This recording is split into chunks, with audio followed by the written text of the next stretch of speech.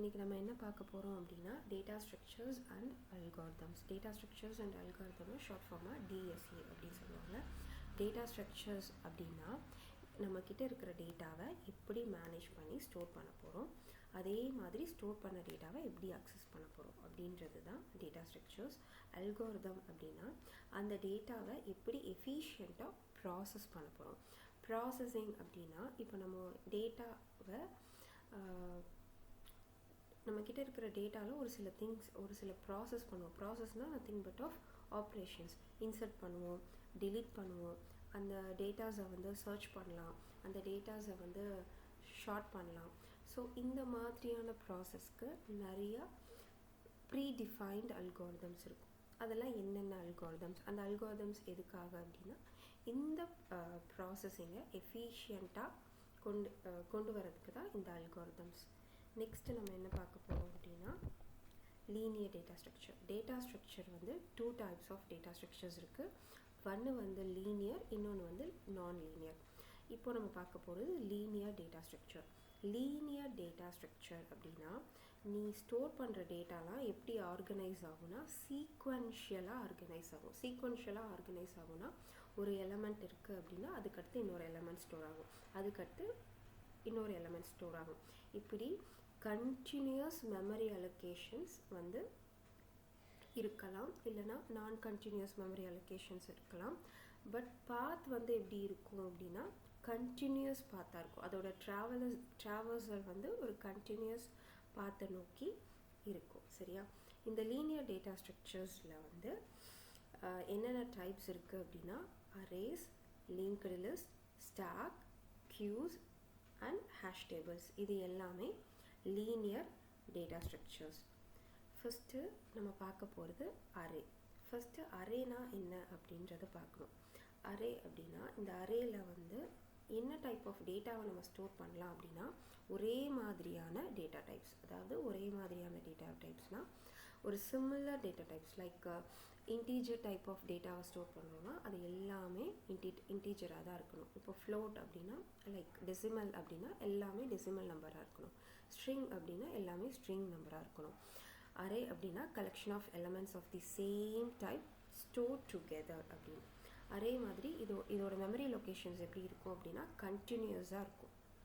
இப்போ 100ல் first element இருக்குது அப்படின்னா 101ல் செகண்ட் எலமெண்ட் இருக்கும், 102ல் தேர்ட் எலமெண்ட். இந்த மாதிரி கண்டினியூஸ் மெமரி லொக்கேஷன்ஸாக இருக்கும் இந்த அரே. அப்புறம் இந்த அரே வந்து இண்டெக்ஸ் பேஸ்டாக தான் இருக்கும். இண்டெக்ஸ் பேஸ்டு அப்படின்னா ஒரு வேல்யூவை ஸ்டோர் பண்ணுறதுனாலும் சரி, ஒரு வேல்யூவை ரிட்ரைவ் பண்ணணுன்னாலும் சரி, எப்படி நீ ஸ்டோர் பண்ண முடியுமா இண்டெக்ஸ் வேல்யூ வச்சு தான் ஸ்டோர் பண்ண முடியும்.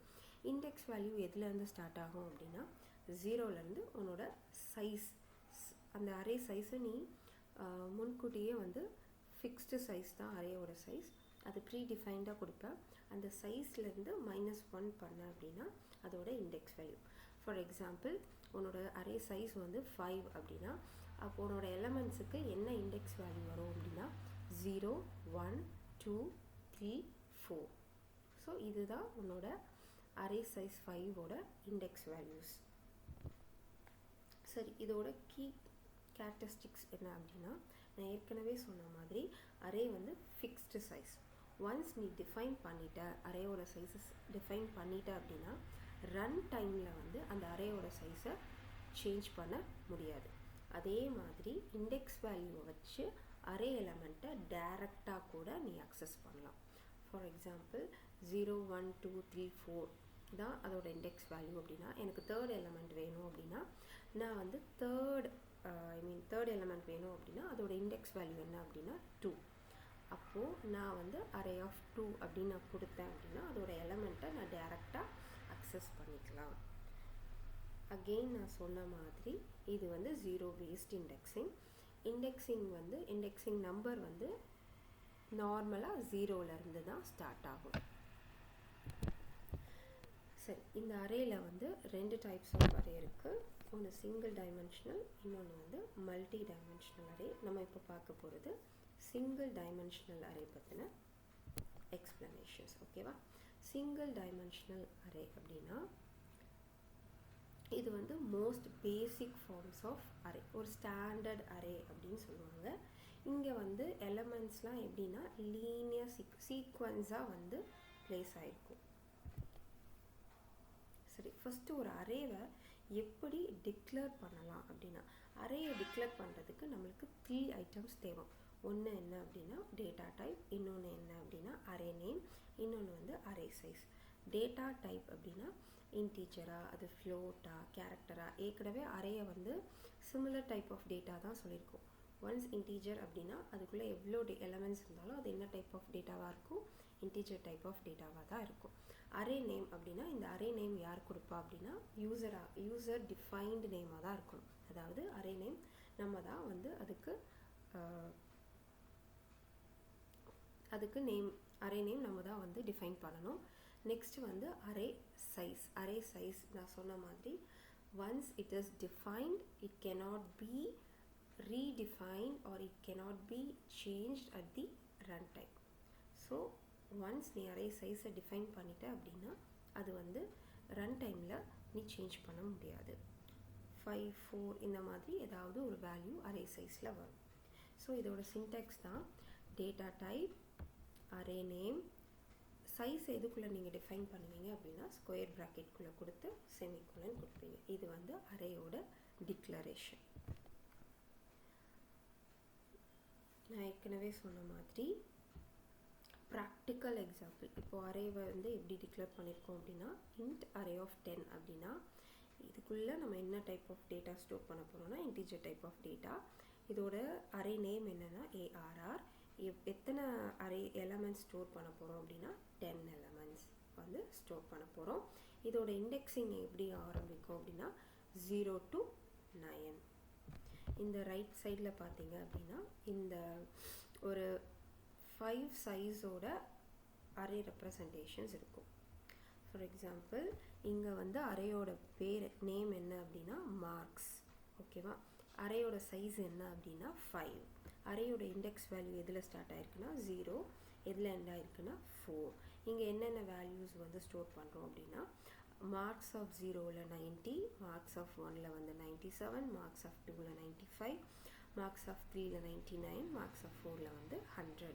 இப்போ கீழே பார்த்தீங்க அப்படின்னா இதோட மெமரி லொக்கேஷன்ஸை ரெப்ரசன்ட் பண்ணியிருக்கு.